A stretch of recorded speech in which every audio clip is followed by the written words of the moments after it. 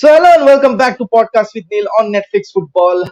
The Premier League team of the season is around us, and there were some topsy-turvy turns, magic moments that had ensued that you expect from a Premier League season that goes on. But then again, La Liga ka kiya tha, that was okay. That was people, Barcelona and Real Madrid and Atletico Madrid fans shaking hands and deciding कि यार चार चार चलो बांट लेते हैं. But Premier League is something of a competition that sparks, that ignites the players, and it is, the competition that, and it is called the best league of for a reason, right? And with us to describe and to decipher the PLT or TS, we have with us Prashant Bhau. Prashant Bhau, let's welcome him to the screen. Prashant Thank you. Bhau, how's it been? So far, so good, man. Pretty good. Pretty good. Pretty good is the word that I had associated with the Premier League season. A bit below par for a few clubs because of injuries, because of the non-existent preseason. City came away and won. Very briefly, Bao, very briefly, how do you rate this Premier League season out of all the ones you've watched? This is one of the most one-sided Premier League season I have ever watched in my life, and that's not because of how Man City won the title. That's how Man City were in this season, right? I mean, it started off with Everton and Spurs at the top of the table, and everyone thought, you know what, it's finally time that Ancelotti steps up with an average club. But then he's Ancelotti. It had to end one day, and Everton's run ended. Jose's time was there, but was for a brief period of time. Spurs were looking like title contenders, but then it went out. Mhm. United, on the other hand, started the season very slow. Of course, the Crystal Palace loss, the loss to Right. Spurs, so on and so forth. Right? We started very slow, but the slowest starter in Premier League for me this year has been Man City. In the first half of the season, they looked like one of those teams which were disjointed. They didn't know Mhm. what was happening. Injuries were there. They had this COVID outbreak in the City camp. Things were not looking great for Pep Guardiola. And then I don't know what happened. The City just changed. God knows what happened to Pep Guardiola. He was on fire. This season, City just won the title as if they were the only team who were playing in the league, and everyone else was always catching up. There was a Right. brief period of time where United went to top of the table, which was marginal because City had 3 games in hand and they hadn't Mhm. played. And some United fans felt that, you know what, possibly we might push City for the title, but by the time City got all their games done, it was mayhem. I've not even spoken about the likes of Chelsea and Liverpool. That's because that's how City were dominant this season. Right. Liverpool had a very below par season because of the standards they have set themselves, right? 98-point season, close to Mhm. 100-point season, winning the Right. title, and then everything went haywire with a Jordan Pickford tackle on Virgil van Dijk, and then the season Mhm. was just a downward trend. They picked up in the later half of the season. Mhm. Chelsea, on the other hand, will not be happy with how the Premier League season ended, but the European trophy and a trophy of that magnitude with that kind of an impact from Thomas Tuchel, Mhm. phenomenal achievement by Chelsea. But last but not the least, commiserations to Leicester. I honestly don't have words. I don't know who's a bigger bottler now. Is it Spurs or Leicester or Brendan Rodgers? Who do you want But to we are back? actually considering them to be bottling. Isn't that Yeah, giving them a good status or a better status than what they were I initially? honestly feel very bad for Leicester as a team because, unlike a City, United, Chelsea, or other clubs, they don't have money to throw and buy players, right? They have to Right. sell one of their assets, take that money, and then reinvest. Tomorrow, Right. if let's say United want to sign someone like a Erling Brot Haaland and the price is 200 million, United will not think 10 times and say, हाँ यार 200 million नहीं है कैसे पैसे दो. We can go out and buy. Same is with City, right? If City want Harry Kane, they will do anything here or there Right. to fix a deal and get the player with them. Leicester, on the other hand, if they want Harry Kane, they can't afford him. They are not going to spend 150 million because they don't have that kind of money. For them to afford Harry Kane, they'll have to sell 7-8 players. Then they'll be only be able to get the transfer amount. Wages to बहुत दूर की बात है. ठीक है? So Leicester, with all their limited capabilities, I feel bad for them. But the most bad what I feel for is West Ham. I Mhm. mean, West Ham were so close to top four, and then Thomas Tuchel led Chelsea happened, and once Thomas Tuchel started, right, it was just like an elephant in a sugarcane field. That Chelsea team is rigid. That Chelsea's team is stubborn. It is not going to be easy to beat Chelsea anymore. I had a Right. lot of confidence with Frank Lampard that he will bottle it always because he's Frank Lampard. But with Thomas Right. Tuchel, I know for a matter of fact that this team will only get better now. It will, Like some he additions. said, for instance, that Chelsea, he Hmm. wants to make Chelsea a team that nobody wants to play against. That's okay. That's Thomas Tuchel. He also said the same with PSG, and then Marcus Rashford happened. So I don't trust him with his words, but with his ideas and how he is setting up this team, right? The difference Mhm. is that PSG have unlimited resources to spend. Chelsea Right. also has unlimited resources, but they have a bigger mafia who's sitting over there and who will not give him second chances if the season goes down. There is no Right. talks with Roman Abramovich. If he's brutal, he's cold, and that's how he runs his football club, and that's why they are one of the most successful club in the last decade or two. I mean, Right. you think about it, right? They've got two European trophies now, one Europa Mhm. League, they've got Premier League. I mean, the way how Antonio Conte demolished Premier League, 30 wins out of 38 games, Victor Moses as a right back. I mean, no one in their wildest dreams imagined that, Chelsea would, even Chelsea fans wouldn't have dreamed that they're going to win the European trophy this year. They would have been like, top four मिल जाए ठीक है, बाकी Mm. चल रहा है चलने दो, Europe में कहाँ तक जाएंगे. But then it's a phenomenal season for Thomas Tuchel and Chelsea. I have utmost respect for that entire team because they were Mm. written off, man. I mean, everyone wrote off Chelsea. Everyone said, "Matlab, look at their defense; it's clueless." We have Victor Lindelof and Maguire, and they are clueless. But the Chelsea defense is even more clueless because they have Christensen, Zuma. Only Thiago Silva is a leader. Mhm. Aspilicueta is not the same what he was. Ben Chilwell plays on and off, so on and so forth. Kepa is still a meme material for everyone. But Mhm. having said all of that, it's been a fantastic season for Chelsea, and I have utmost respect for Thomas Tuchel because it is not easy to leave PSG midway and then come to Chelsea and then to do what he has done, right? I mean, we talk about giving managers time. Mhm. He's hardly been given 6 months, 4 months, right? When he took over, Chelsea were ninth or 10th. They finished top four, Right. and of course, like most Chelsea fans recently messaged me and said, always say that London is white, please say thanks to Spurs, because if they didn't do it on the last day, right, we would have been out of top four. But anyways, phenomenal season by Chelsea, and Absolutely. I'll Quick always stat attack that Chelsea in the Champions League were a combined 5 minutes. Just they were behind a combined for 5 minutes. Insane stat. Insane stat to say the least. Now, okay, they're let's they're get building a let machine now, man. absolutely. Oh, yeah, Aditya says one important question for United fans. Do you think Oli is the man that United? Are you free to say a question? Not taking this question, we'll discuss it for another time because we Yeah. can go hours and hours. And we had made a show particularly for this. What is wrong with Manchester United? Me and Prasant Bhav. So you can watch that as well. I'll give you What the is wrong? link. Yeah, yeah. There is a big book which I What? can write for last 15 years now. Okay, Bhav. So Yep. let's pick up the pace and let's talk about let's have your nominations for the goalkeeping positions for the Premier League team of the season. I think this was one of those years where goalkeepers were not rated very highly because not a Mhm. lot of goalkeepers had a good season.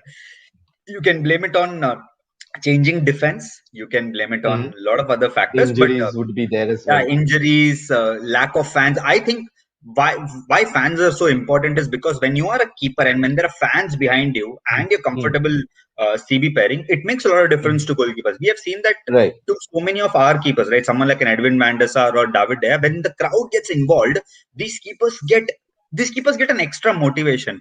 For Right. me, this season, right, if there was one keeper who I absolutely enjoyed watching was Emiliano Martinez. I mean, what a Absolutely. story! What a story he is having, right? He was always a third choice keeper for Arsenal, not knowing what to do. There was no reason for him to look further.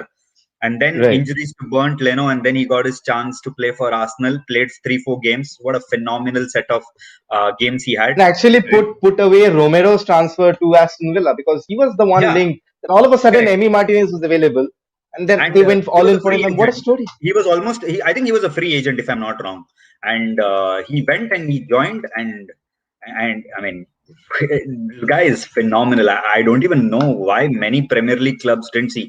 They signed him for some 20 odd million. He was supposed to be a Right. free agent next summer, and he signed him for 20 odd million. That's one. Then you Mhm. always have your likes of Ederson. Right. I don't know why does he play goalkeeping. He should actually play somewhere in midfield.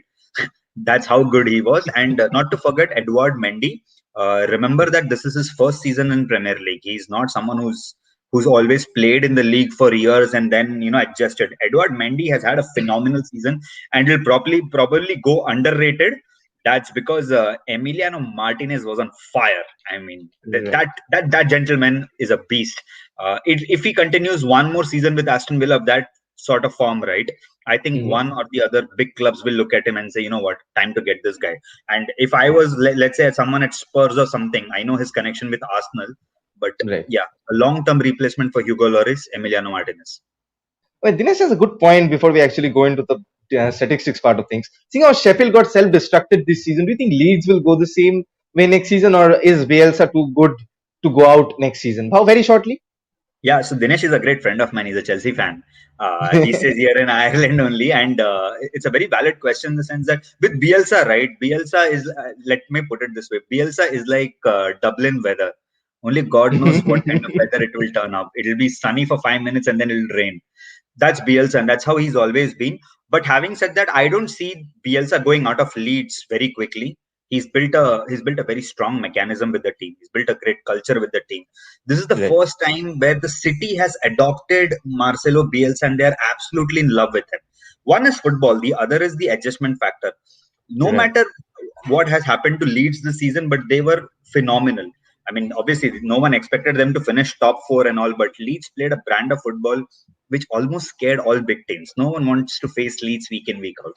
That's the kind of Right. intensity what that team has. But I don't think they're going to have a Sheffield United kind of a season. Bielsa Absolutely. is too Well, good just for it. it's okay. Just quick look at the stats of the three players. The first, Damian Martinez, actually is Emi Martinez. First name is Mm, Damian, who knew, by the way. Edward mm, Mendy actually played the least number of games, has mm, comparatively the most clean sheets, the least amount of goals conceded. Aston Villa in the second half of the season were shambles. In spite of having 15 clean sheets, they conceded a lot of goals, 46 goals, 38 from outside inside the box, 8. They were, even though Emiliano Martinez boasts around a 75% save percentage, but still, you see the likes of Edouard Mendy. If I put yeah. in per 90 statistics over here, Edouard Mendy is head and shoulders clear of everyone. And the I fact mean, that he has, yeah, I don't know how the hell did Chelsea get this guy, because they were chasing that Ajax goalkeeper for a lot of time, and they ended up with Edouard Mendy. And when the first time someone told me that Chelsea are signing Edouard Mendy for 22 odd million, I was like, didn't they just spend 70 million on Kepa? Why Kepa, this 20 million keeper? And someone's like, no, no, no, this guy is good. He may not have the greatest passing ability, but he's got a very good reflexes and shot stopping. I said, okay, right, probably he'll be second choice to Kepa. I mean, after all the drama which Kepa had with Mauricio Sarri, I said, okay, fine, there's nothing else which is going to happen. And once right. I saw Edouard Mendy playing, right, I mean, Hmm. I remember the game against Burnley where he kept a clean sheet. Edouard Mendy was fire. I mean, he was too good to be dropped. And Chelsea have got a bargain in Edouard Mendy. They've got a keeper who can stay at the club for quite Do you some time. think Arsenal made a mistake in letting Martinez go and keeping Leno? Do you think so? I think no one would have predicted Emiliano Martinez's career how it is right now. I mean, he was a third choice keeper. They never Right, expected great things from him. But I think sometimes you need players who want to just express themselves, and probably it might have instigated Emiliano Martinez to do better. But I think Arsenal did the right decision by letting go of Martinez, and right. fair play to Martinez. He's been phenomenal. So for me, out of these three, right, the Hmm. best player this season will always be Emiliano Martinez. It's very hard to defend for a small club. I mean, with Chelsea, you look at the clean sheets what Mendy has. And you can obviously say that their defense has improved since Thomas Tuchel has come. Right, they become a lot more robust. No talks about Ederson because Ederson's front two, right? Ederson is being protected by Ruben Diaz and Ruben Diaz and what is John Stones. But Hmm. out of these three, right? From Martinez and Mendy and Ederson. For me, Martinez will be the player who I will probably look it up, but I still think I'll edge more closely to Edouard Mendy. Right. First season in Premier League, I'll give him that. First season in Premier League, 22 odd million, huge pressure, especially at goalkeeper at Chelsea because of all After the what Kepa drama. happened.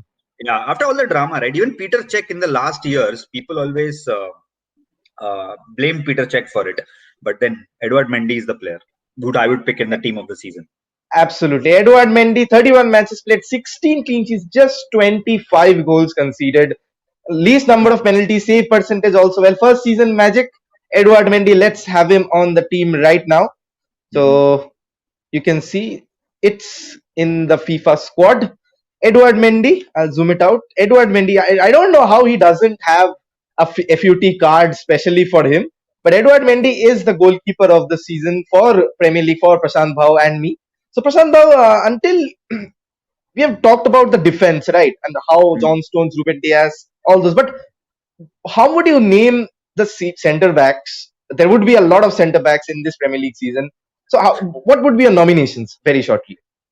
First and foremost, all the center backs in the Premier League this season had a hit and a miss season.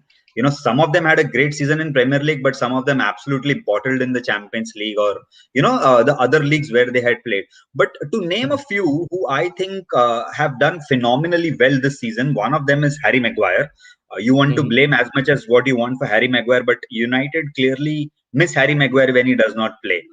John Right. Stones at one point of time in the start of the summer was looking for a different club because everyone said that you're not going to break into Pep's lineup. There is Aymeric Laporte With there, Americ Laporta, absolutely, and right? And Nathan Ake was signed. Nathan Ake was signed, and everyone said, you know what, भाई तू दूसरा club देख ले, कोई option नहीं है तेरे पास. But Johnston has come back firing, and he's made a partnership with Ruben Diaz in such a manner that everyone forgets Johnstone's and all the focus is on Ruben Diaz. But Johnstone has been excellent, and anyone who's had him in Right. FPL has had a great season with him.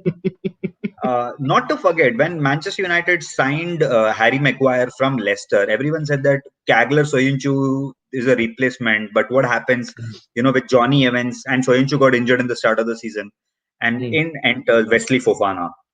I mean, Right. when I saw Wesley Fofana, I was like, he's tall, he's lanky. I don't know how quick he is. But Wesley Fofana has established himself as one of Premier League's best centre backs. And I'll go as far as I'll say that yes, he will be Leicester's selling trump card after a point of time because he's too good. He's just phenomenal. Wesley Fofana has been brilliant, and Right. Leicester signed him. Leicester signed him on a 5-year contract from Saint Etienne for 37, 38 odd million. And what a Right. season he's had! He's been voted as Leicester's Player of the Year as well, Young Player of the Year, and fans Hmm. also voted him. I don't want to talk much about FWA Player of the Year Ruben Diaz because he doesn't talk, he just defends. And what a leader he is at 23, 24 years of age. Otamendi's biggest contribution to Man City will be to get Ruben Diaz because he's been brilliant. I mean, Ruben Diaz has been brilliant. So my top 5 CBs would be Wesley Fofana, Ruben Diaz, Harry Maguire, John Stones, top Hmm. 4. And not to forget Konsa, right? Konsa Hmm. for Aston Villa has been brilliant. It's not Ezri Konsa is someone who I really rate highly because he was there Hmm. at Charlton Athletic and then he moved to Brentford and then Aston Villa. These are some of Right. the players who I think have had a phenomenal season. He moved somewhere in 2019 to Aston Villa, and back then Hmm. it was Dean Smith who signed him, and he said it was Right. an undisclosed fee because they really believe in the potential of the defender. So these 5 players would possibly be the centre back options for me for the whole year. Absolutely. So just let take a look at the stats. Harry Mhm. Maguire having played, Aziz Konsa having played the most number of matches. More of them, Maguire 2 goals. John Stones coming up with 4. City had a freakish season from set pieces, and Maguire Yeah. could have got a lot more considering the slab head that he has. He's always into clearing mode. Maguire Yeah. could have had a lot more goals than what shows in the statistics this season. Passing accuracy, John Stones being the ball playing defender known he is, Mhm. leads the line. Ruben Diaz just Mhm. around 0.1% less passing accuracy. So both have been phenomenal. Harry Mhm. Maguire making a lot of more passes for United, coming in a bit lower. Aerial Mhm. duels won. Harry Maguire obviously the number one without success, but the fact that the likes of, see, the other defenders that you have named, how doesn't even Yeah. come remotely close to Harry Maguire is a testament to the fact that he is the number one defender when it comes to aerial challenges, and how United had missed him in the Europa League final. Goals Big time. conceded, United 36, Ruben Diaz, John Stones would be more or less the same with the matches that John Stones has played. Yeah. United conceded a lot of sloppy goals based down to errors initially. So many goals from outside the box. You see so many goals from outside the box. Inside the box, more or less, Aston Villa having the second part of the season. But Maguire, what worries me about Maguire is the 11 cards that he has had. All 11 yellow cards. Do you think that this is a matter of concern? I don't think so, man. or I mean, does he had to did he had to bail out the likes of Pogba and a lot of refereeing decisions that had gone against him because he was the captain and he was brandished the card a lot of times, especially I think that goal that wasn't given. Yeah, I mean, a couple of things with Harry Maguire, right? Harry Maguire isn't the cleanest defender what you are going to see. He's age-old English defender who likes to tackle, who likes to go a little bit hard on the ball, who likes his age-old pass, and so on and so forth. But what really worries me with Harry Maguire is a lack of a clear partner next to him. You know, you Right. can be possibly Claude Makelele in the center midfield, center defensive role, but you still need a lot of other players to do the other jobs. He can And defend, but he the testament to the fact, see how John Stones evolved with a Ruben Diaz aside him. I was about to point to that. You know, you look at the ground duel success rate of John Stones. Everyone has always said that John Stone is a great ball playing defender. No one has ever said that John Stones reads the game well. You know, even Right. during his Everton days, John Stones always had this liability that he can have that lapse of concentration for a minute and the goal is considered. Pep even said that he's a good young player. There's a bright future, but he has to remain focused for 90 minutes, and it's an art. You cannot teach that to people, that having Right. 90 minutes continuous focus, it's difficult. And this year John Stones has looked a different player altogether. I mean, you can say one part is Ruben Diaz. Yes, of course, having a great defender next to you helps you, but you also have to help yourself, because you're not playing for a random manager. You're possibly playing for one of the best managers of all time, which is Pep Guardiola. He will spot your differences very quickly. And there is a reason why they signed Nathan Ake, right? If they had so much trust in John Stones, they would not have signed Nathan Ake, but they Right. still signed Nathan Ake, which means there was pressure on John Stones in a matter of fact that if you had one chance, brother, if you Mm. miss this up, there are 10 other players who are going to replace it. And he's had a phenomenal season. But you look at the number of pass accuracy for John Stones as well. It again Mhm. proves you what kind of a defender Pep Guardiola likes having. He's a ball playing or a ball passing kind of a defender. And on the other Right. side, you look at Ruben Diaz. Ruben Diaz is no nonsense. You know, he does not score a lot of goals. That's okay. He does not pass a Still the great deal. passing accuracy, Yeah, still the he passing does not. accuracy of Ruben Diaz, it's So phenomenal. one thing with Ruben Diaz is that he's being compared to John Stones here in the graph. So that's why it shows on the red. It's not that he's bad, but he's not expected to pass much because his job is to clear. If you remember the game against Right. United, Ruben Diaz had our entire forward line by his hook. There was not a single person who was passing Ruben Diaz in the EFL game where we Yeah. played. Ruben Diaz was on fire. He won the man of the match. And But I Anthony remember, Martial had different ideas in the Premier League. So no cheers to Anthony comments. Martial. No comment. Ballon d'Or for Anthony Martial next season. You heard it here first. Hit Yeah, like, subscribe. Don't yeah, kill yeah. me. Ballon d'Or. No, no problem. I believe that. I'll give my own Ballon d'Or to him. No problem. Then you look at Wesley Fofana. You look at the duels Right. contested there, which means Leicester are susceptible at the back, and there is a reason why his numbers are so high. Okay, it's not that he's had a below average season, but he's had decent season, but still not up to the best. And obviously, he's just 2021. There's life ahead of him where he can improve. And look at Ezri Konsa in the same manner. He's played the most games, but in terms of all the stats, he's close to everyone, but still far off. I think one thing which really puts the last two is the goals conceded. Of course, they are not the only Right. person who's conceding the goals, the team. But look at those two parts, especially Fofana and Konsa, 30 and 46, and for Maguire, which is 36, which cleanly shows that alone you cannot do anything. You need a good partner. So if I had to pick two defenders who would be in the team of the season, it's a very Mhm. straightforward choice. One is Ruben Diaz, and there is no explanation for it because he was absolutely phenomenal. He's the Absolutely. second defender after Steve Nicol to win the FWA Player of the Season award. Right. Apart from Ruben Diaz, there's one defender which I'll always pick in any squad for the team of the season is Harry Maguire. Uh, After all what he had to go through summer, after what all happened with him, with Man United in the start of the season, Harry Maguire has come back firing all cylinders. So Maguire and Ruben Diaz for me. Absolutely, because Maguire, so many games away unbeaten, it doesn't happen by fluke. And Yeah, the amount of strain that Maguire has bailing people out. See the game against Milan, against like we were heavily being battered, and Maguire was the one actually coming in and defending. Actually, he was the one who was defending. To put yeah. it straight. He played like a So captain. There is no absolutely. two ways So about it. He was the No captain of the questions. team. He played like one. No questions. Harry Maguire and Ruben Diaz. Now let Mhm. us turn over to the fullbacks. Firstly, we would have the right back selection first. So, what are the nominations for the right backs? And I think you have a very very interesting choice. I'll let you do it while I build Yeah. up the matrix. Sure. So we don't have problem like what Gareth Southgate is having today to select his right backs. At least that's for sure, right? Because this is the first time Hmm. I'm seeing such a young group of players who are right backs who have been phenomenal.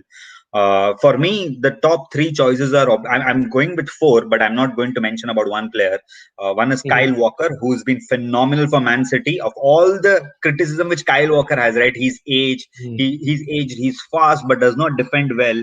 One is Kyle Walker. Hmm. He has to be in the list. Second is Joao Cancelo. Joao Cancelo has had a phenomenal season. I mean, who in their sane mind would ever sell Joao Cancelo? I mean, what a phenomenal footballer he is. And one player who I really think deserves a lot of appreciation is Vladimir Sufil, who plays for West Ham. Slavia Prague sold him for 5.4 million pounds to West Ham. I have Right. not mentioned two players. One is Reece James. Second is Aaron Wan-Bissaka.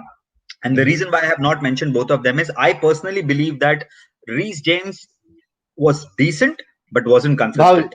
you missed out Trent Alexander-Arnold, just like Yeah, Gareth Southgate. It seems this is why he we are not considering Reece James, Trent Alexander-Arnold, and your Aaron Aaron Wan-Bissaka. Wan-Bissaka. So let me first talk about Reece James. I think Reece James is a phenomenal footballer.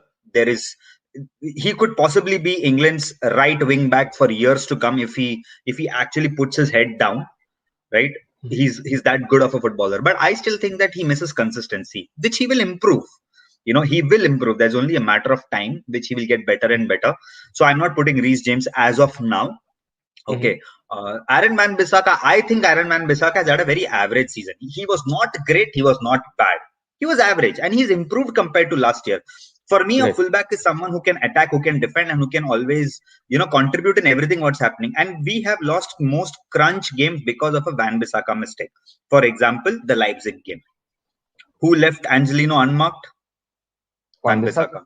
What He happened to was the covering for PSG game? Lindelof. What happens if and Wan-Bissaka covers for Lindelof so much? Why Yeah, does he have to go infield into the box if your Harry Maguire and Lindelof is already there? So the question is on the defense as well. So with a yes, proper he will defender, improve. can't we? Yeah, exactly. He will improve. I'm sure Wan-Bissaka will improve. Mhm. He's young. He's already improved major parts of his game. Like his crossing is better now. It's not still world class. He still at least crosses better than Antonio Valencia what he did for us. Okay, Antonio Valencia under Jose Mourinho was a disaster waiting to happen. But he's got better now.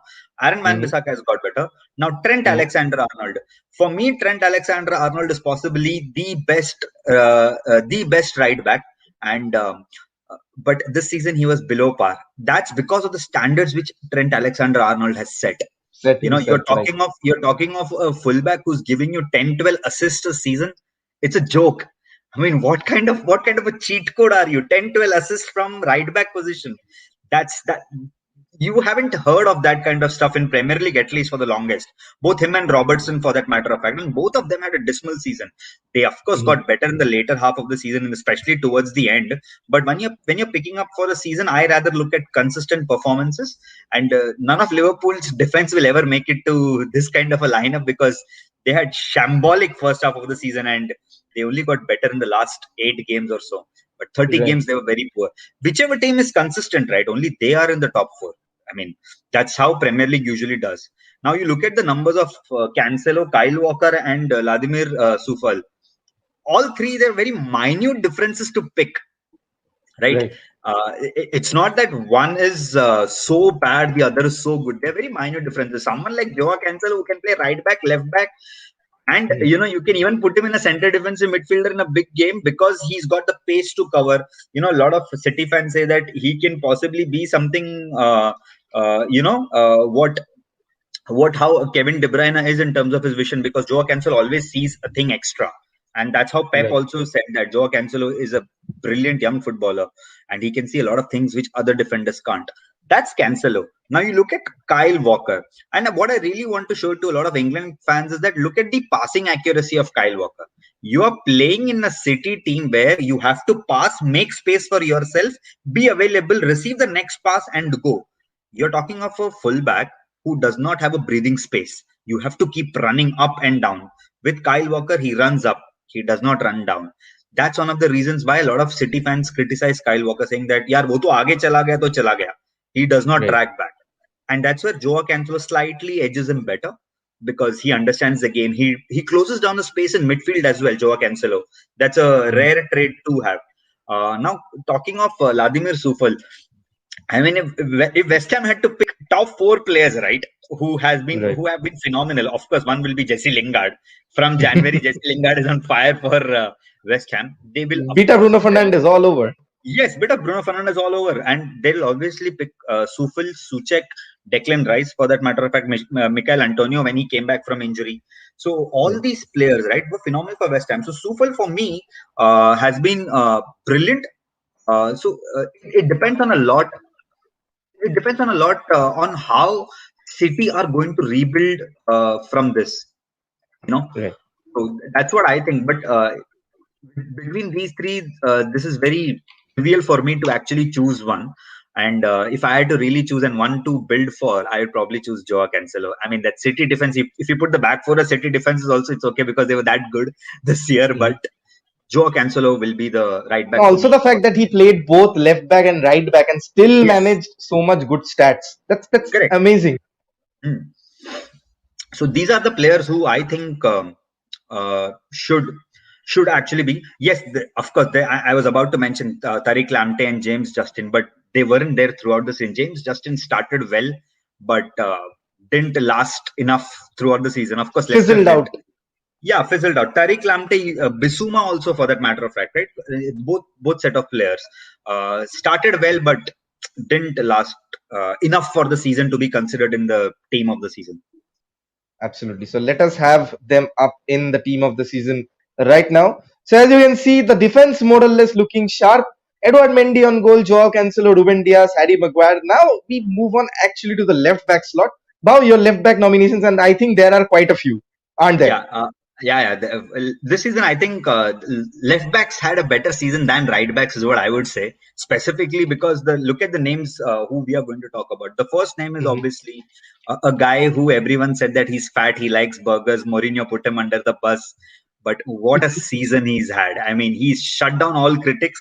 Many United fans who believe that he's not good enough to play for the club, including me. At one point of time, I thought you are 24, 25. When the hell would you have a 38 game season, dude? You're at the peak of your career. But Luke Shaw has been bloody brilliant. If it was not for Bruno Fernandes, Luke Shaw would have been my player of the year. I mean, he was that good. Then Aaron Cresswell. Aaron Cresswell played left centre back as well as left back for West Ham. He's had a phenomenal season. It'll always Mhm. go underrated because the big boys in the league, right? They kind of pushed up. So that's one is Aaron Cresswell. We sometimes forget that Leicester also sold a left back to Chelsea. Okay, Right. it's he does his job very quietly, plays well, goes back. Ben Chilwell. I mean, Ben Chilwell has had a decent season. I will not say a great season because for Leicester he was a starter. For Chelsea he's been on and off because sometimes Marcos Alonso played as a wing back. Chilwell did not play enough in the start. When Thomas Tuchel came into the side, he was also benched. And he said in an interview with Tubes that Thomas Tuchel wanted me to understand how wing backs operate in a system. So he told me that shut down the space, understand football. So Ben Chilwell is one of the nominees.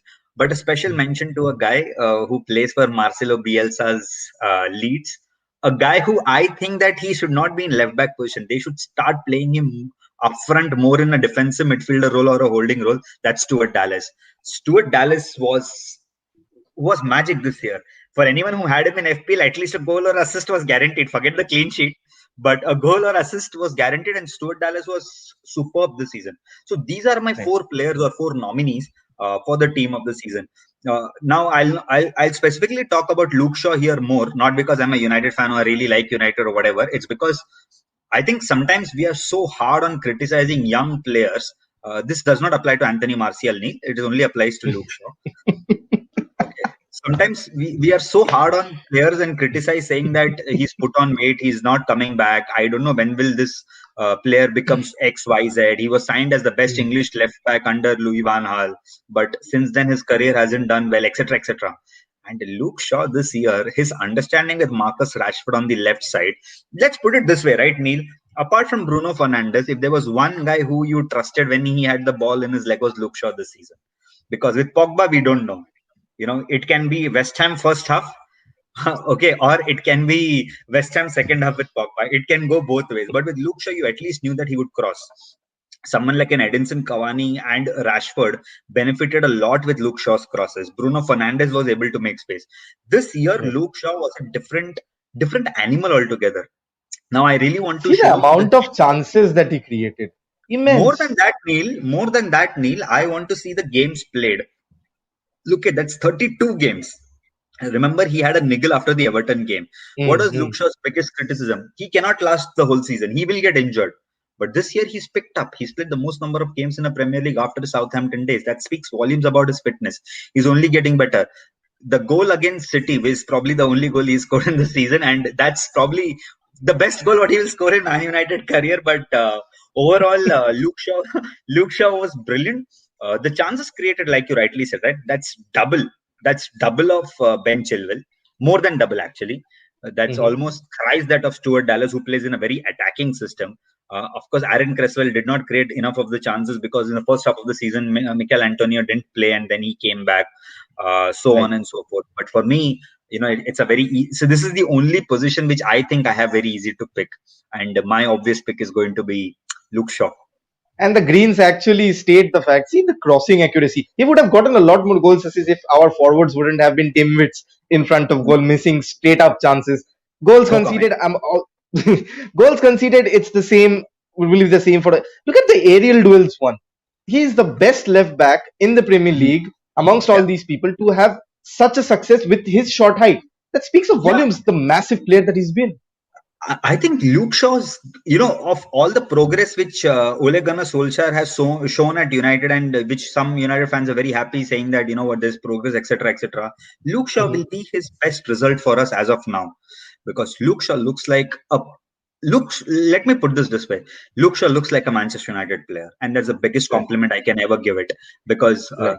there are world class players, but there are very few Manchester United players. There are players who are born to play for this club, and Luke Shaw has played that season with the same vigor, same passion, same energy, and above all, Mhm. Luke Shaw has cemented that left back space after all the controversies we had. We signed Alex Telles. Everyone said that Alex Telles will replace Luke Shaw. Tired of Luke Shaw's crossing, etc., etc. Alex Telles Mhm. did not even have a sniff in the season. We only played him in the European games, but overall we saw, right. We trusted Luke Shaw more when even when Alex Telles played, and that's how good he was. And like I said, if it was not for Bruno Fernandes, he would have been Mhm. the player of season for me. Absolutely. So the defense actually taking shape right now. Edward Mendy from Chelsea, Joao Cancelo, Ruben Diaz, Harry Maguire, and Luke Shaw. So you can see very good centre back and wing fullback partnership from both the Manchester clubs, the top two clubs of the season. And now moving over to the midfield part, Bhau. Let's take a look at the CDM's nomination first. So whom have you nominated? There are a couple of CDMs who I really thought had a great season. One of them is Wilfred Ndidi. Wilfred Mhm. Ndidi for Leicester. I think he's playing at the wrong club. He's destined for a top club. He's Come to too good. United, man. Come to United. Whichever club you want to play, you want to pick. There are a lot of reports how Real Madrid and Barcelona are keeping a tab on. Of course, I don't trust with Barcelona rumors. Chavanni Mhm. खरीदने का पैसा नहीं है उनको भी Ndidi चाहिए. So a lot of big clubs are keeping tabs on Wilfred Ndidi, and that's how good he is, and he's surely destined for one big club. It's not rocket science. Not to Mhm. forget FPL merchant and someone who always scored from headers. Okay, West Mhm. Ham's Maron Fellaini, Suchek. The biggest compliment I can give to Suchek is Maran Fellaini was one of my favorite footballers at Everton, not at Manchester United, was one of my favorite footballers at Everton because he used to pop in and score those goals from headers where your team needed the most. Thomas Tuchek has been David Moyes' X factor this season. Yes, there was Mhm. Jesse Lingard, no doubt, but it was Thomas Tuchek's crunch goals, right, uh, which turned the season on its head, for West Ham to more part. Then there is another footballer who no one hates in the world right now. You know, everyone likes him. He smiles. He shut down Lionel Messi in a European game, in a World Cup game. Recently won the Champions League. Was man of the match in two legs of the Champions League. Phenomenal performance in the final. I mean, if someone asked me the other day, is he a better player than Makelele? I said, I don't know. You know, I honestly don't know where do I put N'Golo Kante, because he's just too special. You can't hate him. He plays football the right way, very simple, very calm, no fuss, does his job, goes back. A very unlikely hero for a team like Chelsea, who's got so much glamour around them. Right. Not to forget, there are two more players who I have nominated. When City were going through a slump, when I say a slump, they were not having a proper 11 to field, in the sense that a lot of players got injured. They had a COVID outbreak. Everyone said, you know Mhm. what, this is where City's season will fall.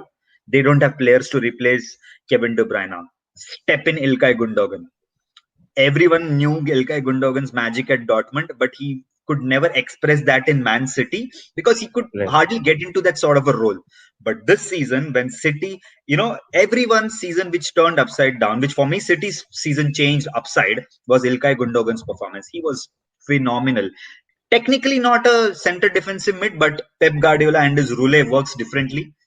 Sometimes he drops deep with Rodri and then plays as a defensive midfielder, but not always. Mhm. There's one player who I nominated, and that's Pierre-Emile Højbjerg. And I nominated him with a lot of respect and how he played, because everyone will forget that, Spurs' unsung hero apart from Harry Kane and, Son, was Højbjerg. Højbjerg is one of the best midfielders in Premier League today. Right. Sadly, he played for Spurs and then he could not have a top four finish or something. But Højbjerg has been brilliant. There are very few players like Højbjerg. Højbjerg reminds me of Moussa Sissoko and Dembele of Spurs. Moussa Dembele and Sissoko, who played for them. He's that muscle power player who cannot be just Right. shrugged off. He's that good. He'll not be pushed off the ball. He will stand up. He'll fight. He'll get the ball. He'll play those dirty tricks, which people like Marco Verratti doing, right? That small, dirty professional fouls. Højbjerg does everything. Perfect Jose Mourinho player, but sad things didn't work for him.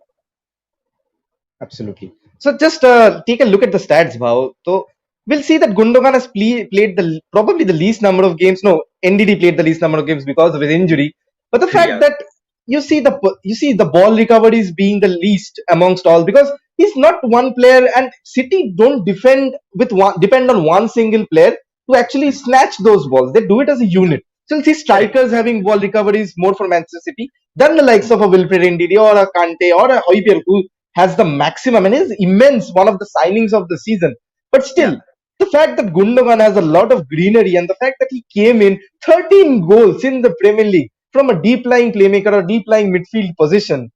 Or you can even call him a center midfielder, a number 8 or a number 6, but he's always near the touchline. He's always running here and there. And someone said that Ilkay Gundogan is always has trouble with his injuries. I was like, what injury? I mean, yeah, he had injury last year and all. Matlab, is saal to he's playing as if he's on Duracell battery, dude. He's that good for City.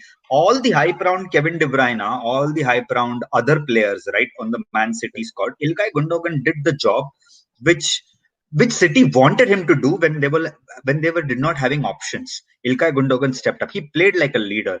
We Out of probably wanted Van de Beek to do what Gundogan had absolutely done for who's Van de Beek? Manchester I don't City. know. We are Anyway, talking team of the season, okay, not bench of the Alvin season. says, doesn't Fred get a shout out? Like, realistically, he is judged a lot, but he had a major contribution, him and McTominay. So we'd have to club him and McTominay to be one player for them to be considered even in this setup, don't we? Uh, so out of Fred and McTominay, right? If I had to choose one of them, I'll obviously choose Fred. I'll not choose McTominay here. Now there are people who have mentioned Calvin Phillips and Fabinho. Let me tell you that Calvin Phillips had a great first half of the season. Second half, he was a liability to Leeds, and Leeds had to change their formation a lot so that Calvin Phillips did not fit in. Especially, for example, if you remember the game against United, who was the first player who got subbed at halftime? It was Calvin Phillips, Calvin Phillips. because And the way they because changed their style of play, where yes, Calvin Phillips Leeds. initially in the first half of the season pushed up a Correct. lot and won a lot of balls. Second half of the season was disappearing left, right, and center. Wow. And yeah, and that's because somewhere down the line people figured out that what Marcelo Bielsa likes pressing the game. Let's play the game in an attacking front because their defense is going to keep conceding goals. Of course, they will score. And you look at how Leeds won, right? They won most of the games 4-3, 3-2, 2-1. Very high scoring games in that sense. Leeds are not a defensively comfortable team. They like attacking. They're like, "Tum do maro, hum char marne ki koshish karenge." They like that kind of football. And Bielsa has successfully implemented it. And there is nothing wrong with how he plays, but that's how he is. So that's why I don't think Calvin Phillips there. Fabinho for me, right? Fabinho is a center defensive midfielder who played most of the season as a centre back, right? Right. And I cannot compare him in the centre backs division because he wasn't that good at there. Of course, he did a stopgap role for Liverpool because they didn't have any other option. He was decent. He was not great. When I compare to him the likes of Maguire, Stones, etc. Of course, he can't be mentioned in that line because he's not a typical centre back. Now, talking about this set of players, right? I'll always have my eye on Wilfred Ndidi because I really like the player. He's that good. It's just sad that he's at Leicester because one of the big clubs has to look at him. There are a couple Right. of players who I always keep an eye on, no matter where I am. One is NDD, second is Sabitzer of Leipzig. These are some of the two players who I really love. They're like fresh breath of air in that position. Right.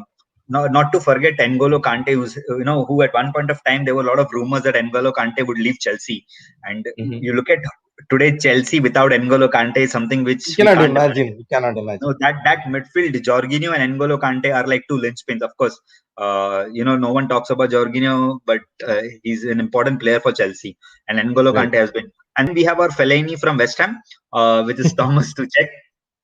Having said all of this, right, when you look at Højbjerg, Suchek, N'Golo Kante, Ndidi, none of them have had the impact like Ilkay Gundogan has had for Man City, especially at a time where Man City needed him the most.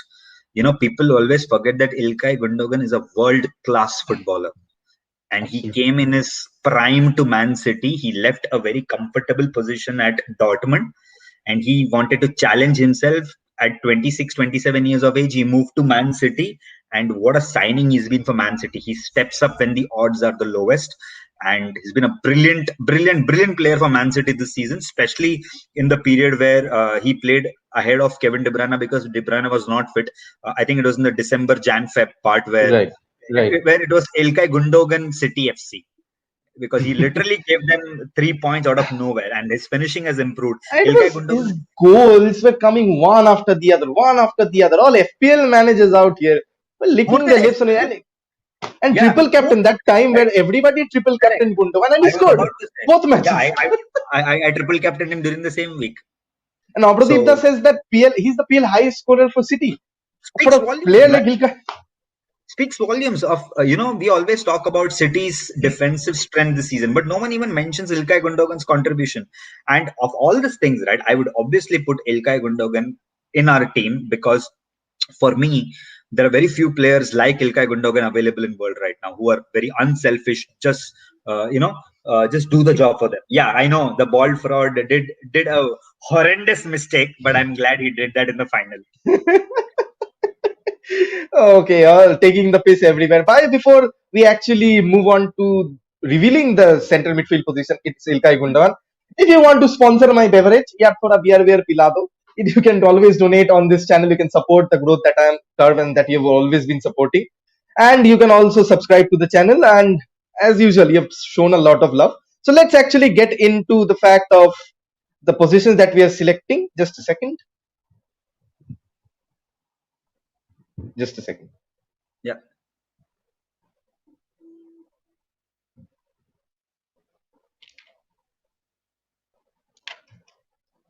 Okay.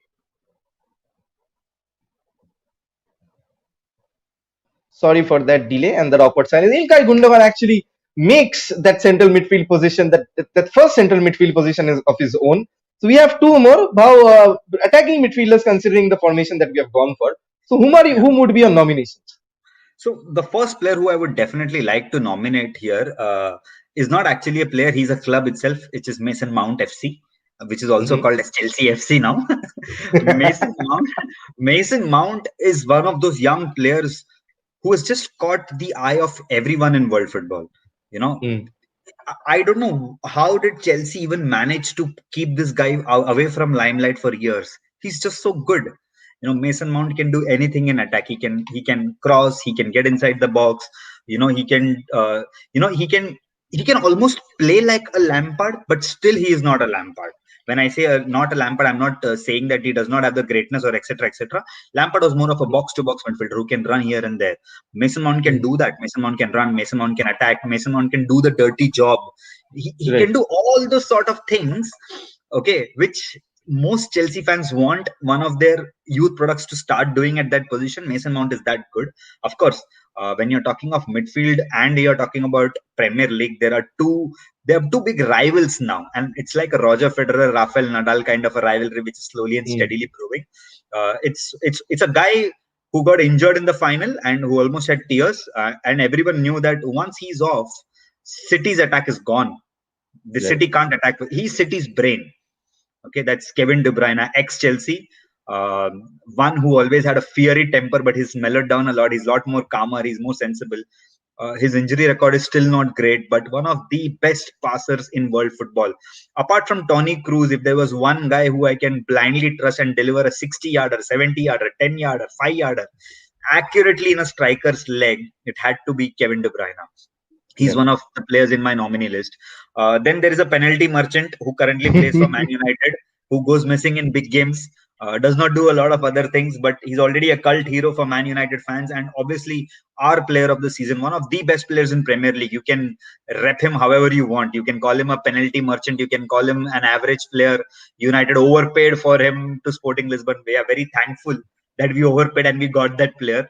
Bruno Fernandes absolutely deserves all the credit what people say, because he is too good. You know, if it's not for Man United, he would have gone to Real Madrid, Barcelona, Bayern Munich, whoever. He's that good to play for any of these clubs. James Madison, start of the season, had a phenomenal run with Leicester City. James Madison was fire this season. I mean, Right. it was brilliant to see James Madison. Of course, his dressing sense is horrible. I actually can't see someone wearing check shirt and check pants all the time, but James Madison has been brilliant for Leicester City this year. And Mm. my surprise pick would be Matthias Klick of Leeds United. I'm not a huge Bielsa or a Leeds United fan, but Matthias Klick has had a very troubled career throughout. He's 30. He's always been loaned here or there. He had a decent enough. He had a decent enough career, but not a great career. He was at Wolfsburg, was very average, didn't do much. At 20, he played regularly. Then the move to Leeds happened in 2017, and as soon as he moved to Leeds, his career has changed. Matthews Click is one of those players, right? You can't hate. He's tall. He's someone who uh, he's an overall Bielsa package. He is Right. Marcelo Bielsa's identity for that Leeds United team. So these are my top five players, and obviously out of the top five, right, there are only two players who are competing neck to neck, and you can see very clearly from the graph. Look at the So, game. Bhav, just 1 second before we actually say Hmm. our choices and the selection, how does Jesse Lingard, someone like a Jesse Lingard, miss out after the phenomenal season as he had? He has Yeah. had. So Neil, couple of things which I want to mention very clearly. One of them is we are selecting team of the season. Jesse Lingard didn't play even the first half of the season. Of course, he's played only the second half of the season, and he's got the numbers which can actually compete in a team of the season. But Jesse Lingard didn't have a great first half of the season. It was only after the loan he succeeded. And also, I think Jesse Lingard, it's very hard for me to say this, but Jesse Lingard is still not a finished product. I don't know when he will be a finished product. He's already 27, but It's that's how. 28. Yeah, he's 28 now. Yeah, so Jesse Lingard's. This is how Jesse Lingard's ceiling is. He's good enough to play for West Ham or clubs like that, but not good enough to play for a top four club. Sadly, that's the Absolutely. truth. So, so let us. This is, I guess, an open and shut case. People all over the world will agree with this. Bruno Yeah. Fernandes and Kevin De Bruyne, Bhav? Hands down. I mean, I just can't imagine if both of them played for Man United, how awesome it would be. But we'll still lose because we have Lindelof at the back. So that's Oh my that's not. God. So yeah, Kevin De Bruyne and Bruno Fernandes. Only condition is that whoever wins the penalty, only Bruno is taking it. No one else taking it. Speaks volumes about the fact 9 penalties scored, by the way, and you need to take metal. People was lost Cup finals. I'm not naming. People lost cup finals of not taking a You really penalty had to rub properly. that. So you really had to rub that. And talking about taking penalties, right? Ask Roberto Baggio. He will tell you all about penalties. Ask Michael Ballack. He will tell you all about penalties. How easy it is to score penalties, right? You just have to walk 4 yards. It's only 6 yards Right. between you and the keeper. As much as power you have, go hit it. It's a goal. That's how easy, man. Right. It's very Okay. easy. The the team of the season looks till right now. We have completed the midfield and the defense. So Edward Mendy, not Ben Mendy, Mendyism. Edward Benjamin Mendy on Mendy, goal. my God. Edward Mendy on goal. Joao Cancelo, Ruben Dias, Harry Maguire, and Luke Shaw. The United City partnership with the Chelsea goalkeeper. In midfield, it's City United again. Gundogan, De Bruyne, and Bruno Fernandes. Now remains the three attacking slots. We'll start with the right wing berth first. How your nominations? You're starting with right. Okay, fine. I forgot. I am also from India. We have to crack this joke in Nair and Neil segment. Yeah, Thank yeah. God I'm not wearing red. You are wearing red, and sadly you are out of India. I am. Yeah, I am Anyways, wearing red because that's just like how my state is, and so is Manchester. It's always red. okay, okay. Slow claps, comrade. Okay, go on. Thank you. Your So in right wing position, right, this year for me there has been a massive change in how right wing as a position has changed. If you right, closely observe, Neil, right, there are hmm teams who play a 4-3-3 and there are teams who play a 4-2-3-1, where right, the third position is somewhere a forward who's playing on the wings. For right, example, Mason Greenwood, right? hmm He hmm plays on the right side. Phil Foden, he sometimes plays on the right side. Is he a right, striker? No. Is he a forward? Yes. Is he a winger? No. So the right wing position has evolved this year slightly in Premier League. So some of my nominations for right wing are Riyad Mahrez. hmm Leicester's. When Leicester won the title, all the hype was around Vardy, right, Wesley King, etc. So of course, Riyad Mahrez did have his hype around that, but Riyad Mahrez actually has proved to a lot of Man City fans that he is world class. Riyad Mahrez is right, one of the best right wingers in world, and in the later half of the season, right, Riyad Mahrez really stepped up the heat. He really right, stepped up because there was a time where Riyad Mahrez was playing well but was not contributing enough to goals or assists. Still had a decent season. He was not hmm contributing in the goals or assists, but he was phenomenal. One of them is Riyad Mahrez. That's my nominee. One of the hmm most underrated City players of a significant amount. He also has the same name as one legend who recently left Man City. His name is Bernardo Silva. For all Man City fans, all the plaudits is always taken by Aguero, right, Vincent Kompany, but David Silva was one of their linchpins in that City lineup, and Bernardo right, Silva is this Man City's underrated hero because what Bernardo Silva can do on a football pitch, and he's so young, so talented, so intelligent. That's why most City players said that in India. He's Pep's child. He's Pep's child. Pep always cajoles him. Pep does not shout at Bernardo Silva because he's a teacher's pet. And Bernardo absolutely. Silva has had a very good, very brilliant season. Stats may not show that always, but Bernardo Silva is a great student of the game.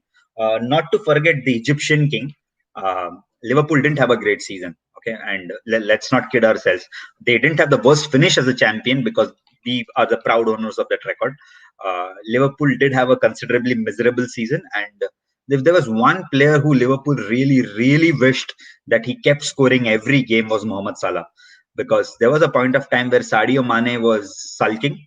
His season was terrible because hmm of standards with that front three at Firmino, Salah, Mane. But Salah was the only saving grace for Liverpool in that front three. Only he was decent. Of course, Roberto Firmino, of all the games in his life, he had to turn up against us only at Old Trafford. But Mohamed Salah was that player for me who I thought, it was clear in that Liverpool lineup that this gentleman is world class. Right. It's very difficult to not put Mohamed Salah in a world class category. And you look at when we compare it with two of the best players who played for City, right? Riyad Mahrez and Bernardo Silva. You see the hmm difference in both of them and Mohamed Salah. Mohamed Salah is just a step up. He's just pushed it. And this is when we are saying when Liverpool didn't have the greatest of the seasons. Right. Remember that they didn't have the greatest of the seasons. So open and shut case. But before that, let's actually look at the fact that we have selected two right backs in the nominees from Mhm. Manchester City, two right wingers, players of the same position competing Yeah. against each other in a team of the season shout out. Doesn't it say the fact that this team is by far the most in-depth squad in the world? Doesn't it, Bhav? Jose Mourinho said that, right? There are before I think he joined Spurs. He said who's going to win the title. He said Man City A, Man City B. That's how they good. I mean, that's how they are. I mean, in the last game of the season, they're sending Scott Carson to have a Premier League debut after 3 years. You look at the squad depth, man. I mean, they've had players who cannot get into the side because the others are so good. For every position, they have 2 to 3 replacements, and uh, it is possibly one of the most strongest teams in Premier League history. Man City are that good, Like and but Bhav, David Moyes got sacked for saying this, but I'd say it out loud that we aspire to be what Manchester City is, and we have no shame in that because it's such a well-run club. Even though they spend billions, they recruit properly, and that has yeah, reaped dividends. there's nothing Absolutely, they wrong in have spending bottled. billions. Yeah, there's nothing wrong in spending billions. You want the best talent, you have to pay the money, right? And that's how football world works. And as a United fan, how long will you keep hiding from the fact that we spend money? Of course, we spend money. If you want a Erling Braut Haaland, you're not going to pay him £1 like Arsenal, right? 40 million and £1 for Luis Suarez. We are not Arsenal. If you want the player, we'll go out and get it. I mean, Arsenal, Arsenal. Arsenal famously did that, right? Release clause was 40 million. They paid 40 million and £1 so that they can start negotiations with Luis Suarez when he was at Liverpool. Only Arsene Wenger can do such kind of magic. That's a different Oh story. my God. But Okay, open and shut case, Bhav. Mohamed yeah, Salah in the right wing. hands down, hands down. So again, a red in the right wing. So Mohamed Salah makes the right wing berth his It always own, had and to be red in the right wing, man. Always, not an hands orange. down. But we have moving on to the left wing slot. We have quite Hmm. a few nominations. It was very difficult deciding amongst them. Bhav, would you just run through us with what you have chosen? Yes. So the first player in the left wing who I think had a very good season, not a phenomenal season, but a very great season, is Human Son. Human Son is a very classic English left winger. How much ever I see Human Son, right, he always reminds me of a classic English winger. The first Right. instinct is always to cross. That is the Hmm. beauty of Human Son, and I like these old-fashioned wingers. Of course, he's great in dribbling, as Hmm. Jose Mourinho called it, Sonaldo, right? He's great in one-on-one. He can finish, and his understanding with Kane is brilliant. He can play left wing. He can drop down to a number 10, create space for other people. He can draw defenders to him. Son had a Hmm. brilliant game against us in that 6-1. He ran riot. He and Kane ran riot against us. Harry Maguire was sold that game because of Son and Kane. Both of them kept running here and there. Then they kept exchanging positions, and Son is obvious candidate for it. Not to forget, right? There is a man who's supposed to join one of the two Manchester clubs at one point of time in his career. Captain of Aston Villa, Jack Grealish, the man who famously got punched, but a phenomenal footballer. His legs or his calves are like cannonballs. I mean, if he's a proper baller, there are very few Right. English players who are that good, and Jack Grealish is right up there. Jack Grealish has had a phenomenal season. Sad he got injured, but nevertheless had a brilliant season. Another underrated player who I think a lot of people don't give massive credit is Richarlison. Right. Richarlison is that kind of a winger who's a bit selfish but has got an eye for a goal. He likes the exotic goal. Right. The Samba nature has to come out, right? He likes the most difficult option to choose. Right. That's Richarlison. Then, of course, we have the two young kids, right? The two big hopes of English football as of now. One of them, Right. and both of them play for Manchester clubs. One of them is Marcus Rashford, whose career has gone step by step up. From not just football but off football as well. Fighting with hunger for kids so that people can Right. actually have midday meals. And Phil Foden, the Stockport Iniesta, as they call him. I mean, what a season Phil Foden has had.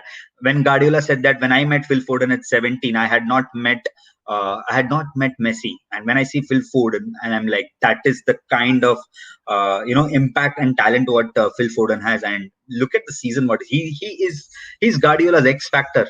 You know, and remember he can buy anyone he wants.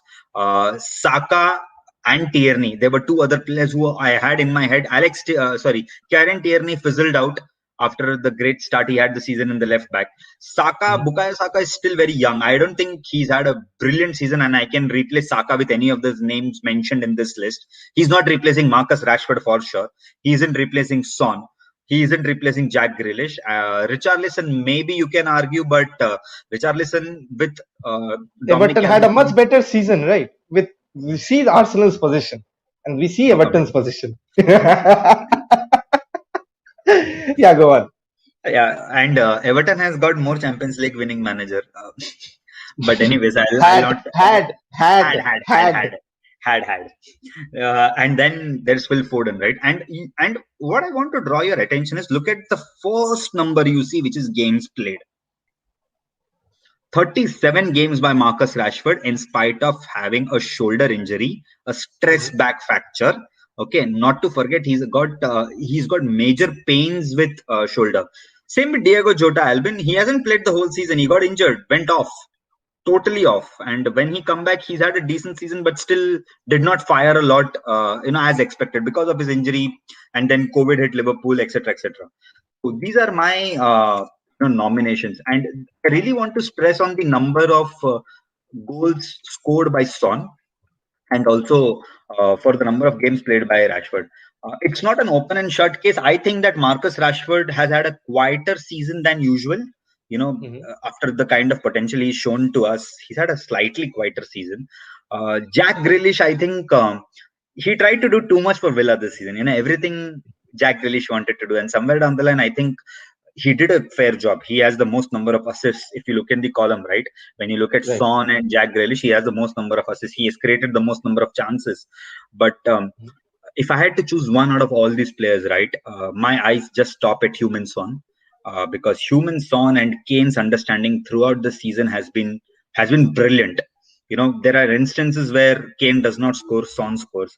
There are instances where Kane sets up for Son. Even in the last day of the season, it was Gareth Bale's show, but Human Son was brilliant in that night. So it's not a very easy choice to pick one, but if I had to pick one, I'd pick Human Son.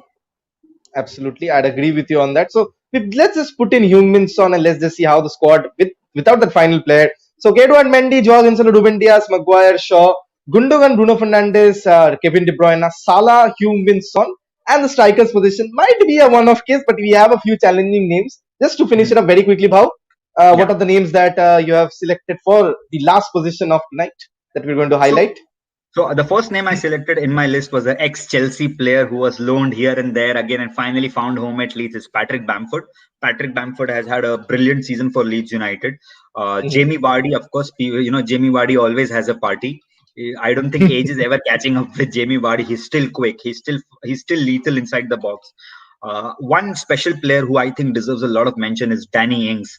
His move to Liverpool didn't work out, but Danny Ings has been a revelation for Southampton. Right. I think one of the big clubs need to look at Ings and give him a chance once again, because he Mhm. deserves to play for one of the big clubs and he's very good. Not to forget Dominic Calvert-Lewin, who's had a great season with Everton. I mean, he started the season brilliantly, got injured, came back again, still maintained the same scoring rate overall. Uh, but if there was one person who I think, right, the striker position belongs to him and he claimed it, is one season wonder by the name of Harry Kane. When the English media said one season wonder, he's been doing it for 6 odd years now. Every year, Harry Kane has got better and better and better. If you get him at 150 million, whichever club gets him at 150 million, it's a steal, because Harry Kane knows only one thing, which is to score goals. And Harry Kane will keep scoring goals always. And you can compare all these players, which is Kane, Dominic Calvert-Lewin, Ings, Vardy, Bamford. We all know who are we going to choose when we want to have a striker. Absolutely. Absolutely. So let's just absolutely have all those nominations lined up. Mhm. So here, and it's more or less something that we. It is something that, come on, 23 goals, It's a 109 joke. shots. It's a It's a joke. joke of a comparison. We had to do that. But the fact that Patrick Bamford, 17 goals in the Premier Hmm. League, 15 And goals by special Jamie mention Vardy. to Ollie Watkins, okay? Special mention to Ollie Watkins. He's had a brilliant season as well, but I don't think he's replacing any of these players here. But yeah, Shreya, and I completely agree. Ollie Watkins has been a revelation as well in Premier League, but it's heads and shoulders ahead is Harry Kane. Like, he's just too good. I don't know how does he keep doing it again and again. But the highlight for me in this whole stat would be the assists which Harry Kane has. 14 assists. right?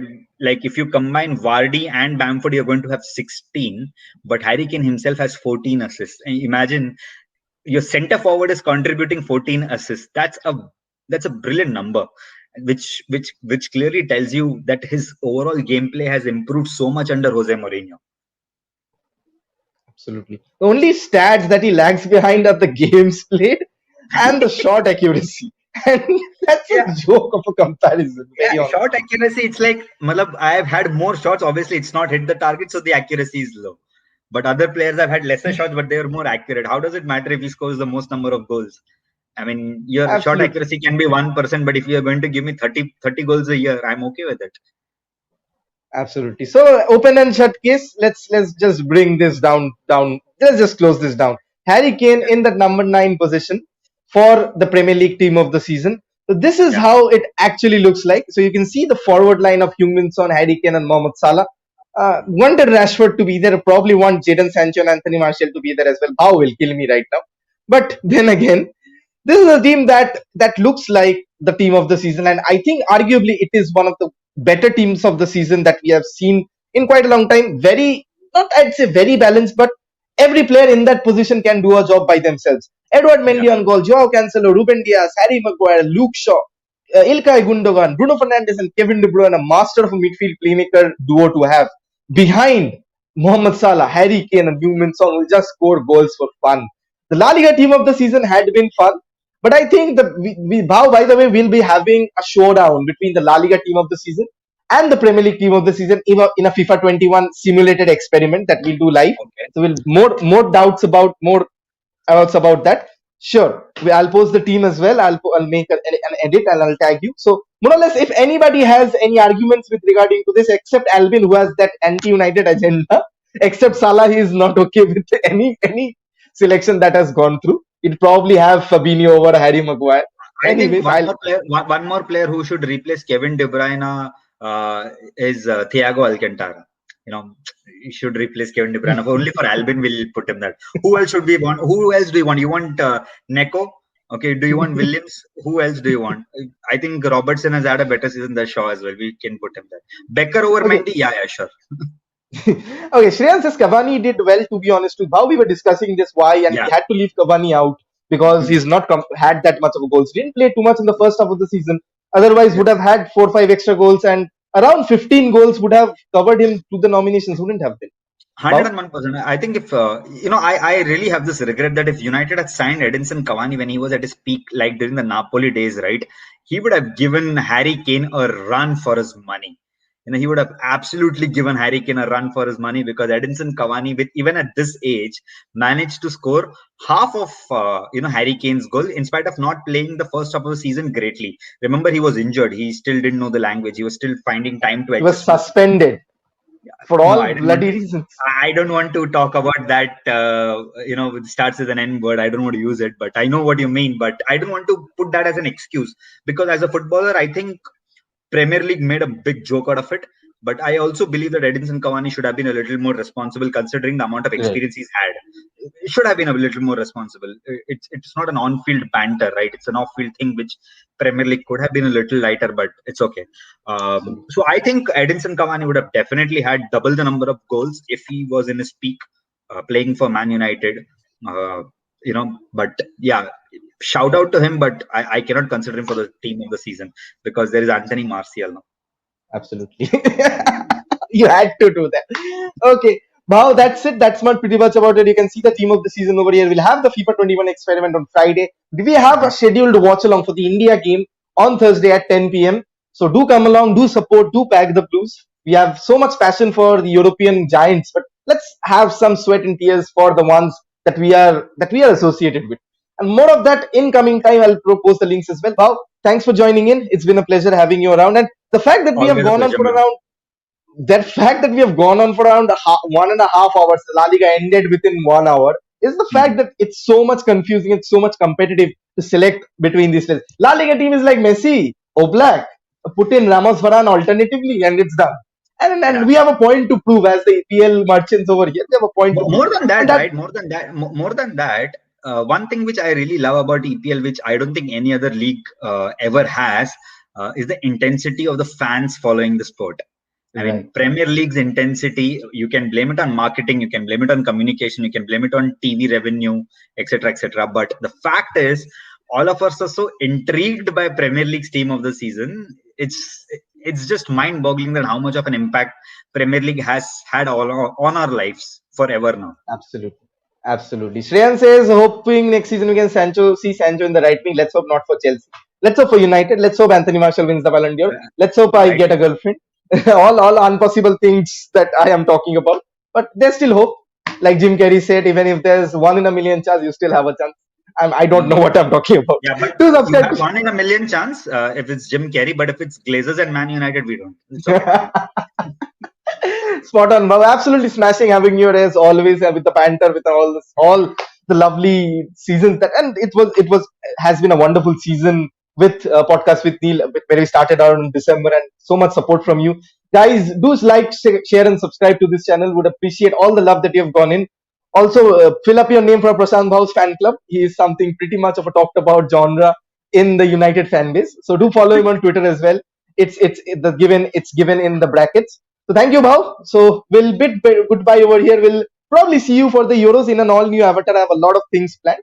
So let's Sure. hope that Portugal wins it again, and I can do a huge celebration.